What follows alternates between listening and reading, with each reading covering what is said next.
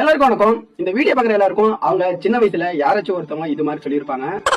என்ன இருக்கும்? ஏதாச்சும் ஒரு பழத்தோட விதையை முழுங்கிட்டுனா அது அப்படியே வயிற்றுக்குள்ள போய் ஒரு மரமா முளைச்சு வெளியே வரும்னு சொல்லியிருப்பாங்க. இது நேத்து இன்னைக்கு இல்ல, காலங்காலமா தொண்டு தொட்டு நடக்கக்கூடிய ஒரு சம்பவம். என்கிட்டயே நிறைய பேர் அப்படி சொல்லியிருக்காங்க. அது உண்மைன்னு கேட்டா 100% பேர் அது உண்மையில சொல்லுவீங்க. ஏன்னா நம்ம வயிற்றுக்குள்ள இருக்கிற ஸ்டொமக் ஆசிட் அந்த விதை போய் நம்ம வயிற்றுக்குள்ள செடியா வளர காட்டிலும் அது செரிமானம் பண்ணிடும். இது சொன்னாலும் ஒருத்தருக்கு வளர்ந்துருக்கு. அது யாருன்னு பாத்தீங்கன்னா 2010 அமெரிக்காவை சேர்ந்த ராமகிருஷ்ணங்கிறவருக்கு சிரிச்சுக்கிட்டே பட்டாணி சாப்பிடும்போது அந்த பட்டாணி அவர் தொண்டைக்குள்ள போயிருக்கு. தொண்டைக்குள்ள போனது வயிற்றுக்குள்ள போகாம அவர் நுரையீரலுக்குள்ள போயிருக்கு. நுரையீரலுக்குள்ள போய் செடியாவும் வளர ஆரம்பிச்சிருக்கு. வளர ஆரம்பிச்ச கொஞ்ச நாள் இவருக்கு மூச்சு விட முடியாம இருந்திருக்கு. ஹாஸ்பிட்டல் போய் ஸ்கேன் எடுத்ததுக்கு அப்புறம் தெரிஞ்சிருக்கு இவர் வயிற்றுக்குள்ள.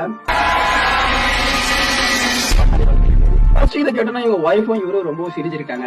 அதுக்கப்புறம் தான் இதோட சீரியஸ்னஸ் தெரிஞ்சு 75 வயசுல இவருக்கு ரிஸ்கான ஆபரேஷன் பண்ணி அதை வெளியவும் எடுத்திருக்காங்க.